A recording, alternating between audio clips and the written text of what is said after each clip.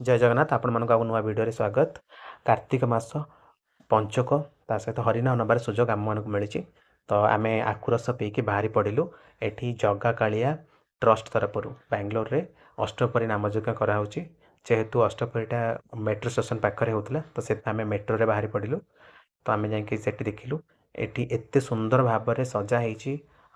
बांगलोर तो एत ओडिया लोक मैंने एत सुंदर भाव में ये ऑर्गेनाइज कर हजार हजार ओडिया लोक मानकर समागम होता जेहेतु गोटे छुट्टी दिन थिला।